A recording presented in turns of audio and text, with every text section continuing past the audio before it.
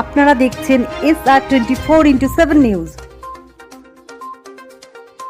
এখানে এখন আমরা প্রোডাক্ট লঞ্চ করেছি। আমার 8খানা ব্রাঞ্চ ছিল। এখানে আমরা যারা আছে সবাই আমার সহযোগী, কারণ যাদের ছাড়া আমি এই কাজটা করতে পারতাম না।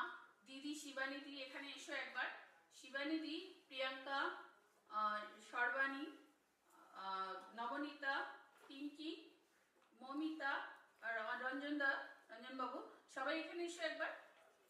এনারা যারা আমার সঙ্গে সব সময় খারাপ ভালো সব সময় যারা আমার সঙ্গে থাকে, এদের ছাড়া আমি কেআরইউ চালাতে পারতাম না।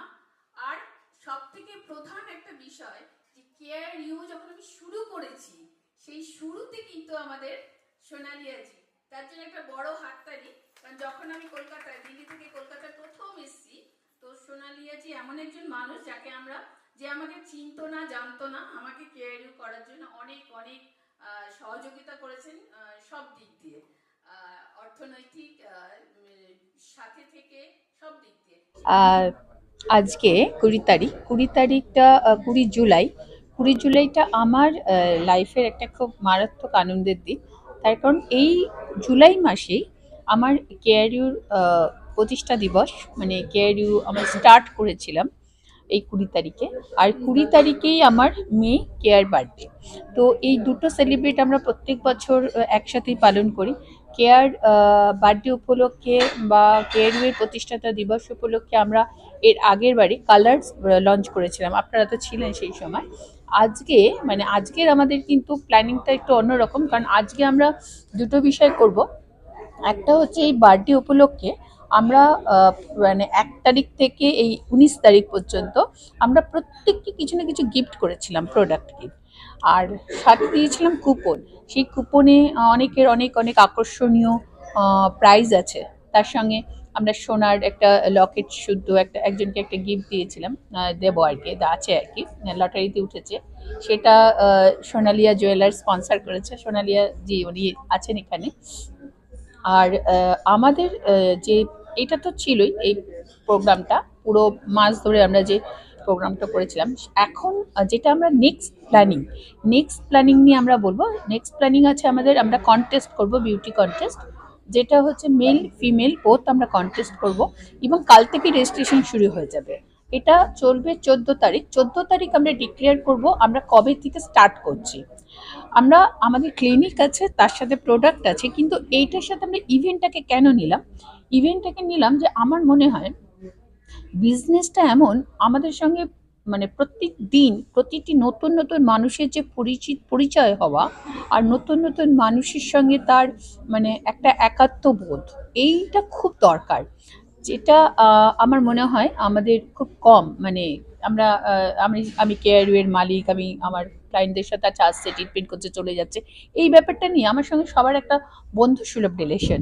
এবং আমার যেটা ইচ্ছা যে ভবিষ্যতে আমার বিজনেসটা আরও বাড়ুক, আরও আমার কাছে এখন অনেক মেয়েরা আছে যারা আমার কাছে কাজ করেন, মানে তারা আমার সাথে একসাথে, আমরা যারা ছাড়া আমরা কেআরইউ বড় হতে পারতো না, যেসব স্টাফরা সবই মহিলা, ম্যাক্সিমাম মহিলা।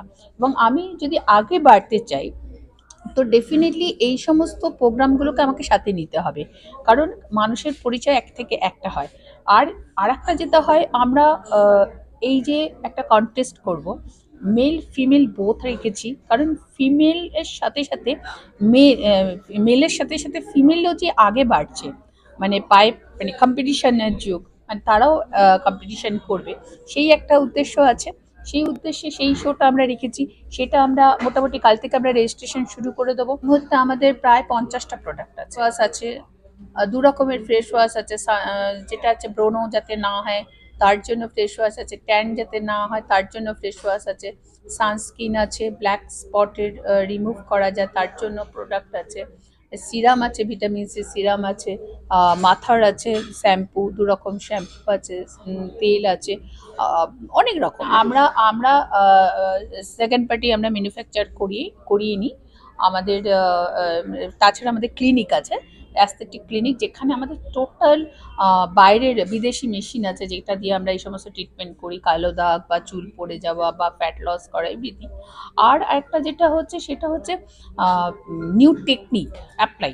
আমরা লেজার বিউটি ক্লিনিক কেয়ারিউটা, এখানে নিউ টেকনিকের সাহায্যে আমাদের এই সমস্ত ট্রিটমেন্টগুলো হয় আর কি, যেটাতে আমাদের যাতে চুলটা না পড়ে, খুব তাড়াতাড়ি হেয়ার ফল কন্ট্রোল হবে এবং হেয়ার ভলিউমটা যাতে ঠিকঠাক বাড়ে বা হেয়ার যাতে ঠিক থাকে, এই সব জন্য কিন্তু আমাদের মডার্ন ট্রিটমেন্ট হয়, টেকনিক হয় আছে আর কি। নিউ টেকনিকে আমাদের এইসব ট্রিটমেন্টগুলো হয়। আমি শুধু একটাই জানাবো যে আমার আগামী দিনে মানে আমার ইচ্ছে প্রত্যেকটি ঘরে আমার একটা করে প্রোডাক্ট দেখতে চাই, আর প্রতিটি কর্নারে যাতে আমাদের ডিস্ট্রিবিউটার থাকে। দেখুন, বিজনেসটা আমি স্টার্ট করছি, কিন্তু বিজনেসটা তো ওভারঅল সবারই হচ্ছে।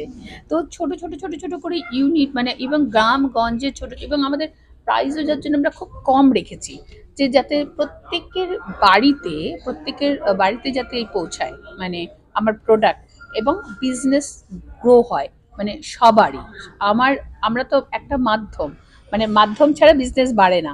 তো ন্যাচারালি আমরা যদি বিজনেস করি, ডিস্ট্রিবিউটারকে দিয়ে ডিস্ট্রিবিউটারও বিজনেস বাড়বে। তো এইভাবে একটা চেইন ওয়াইজ যাতে আমার বিজনেস বাড়ে, এবং বাড়ে মানে সবার বাড়ে আর কি। আমার বিভিন্ন জায়গা থেকে ইভেন আমরা দেখেছি আসাম, ত্রিপুরা, শিলিগুড়ি, মালদা, সমস্ত জায়গায় মানে কলকাতাতে তো আছে, এমনি ওয়েস্ট বেঙ্গলেরও সব কোনায় কোনায় আমার এই প্রোডাক্ট আছে। 200 টাকাও আছে আমার কাছে, 200 টাকা রেঞ্জেরও প্রোডাক্ট আছে, বাড়তে বাড়তে 1000 হতে পারে। বাট আমার আলটিমেটলি 200 টাকার যে প্রোডাক্টগুলো আছে সেগুলো সবাই ইউজ করতে পারে এবং খুব ভালো ফিডব্যাক আছে।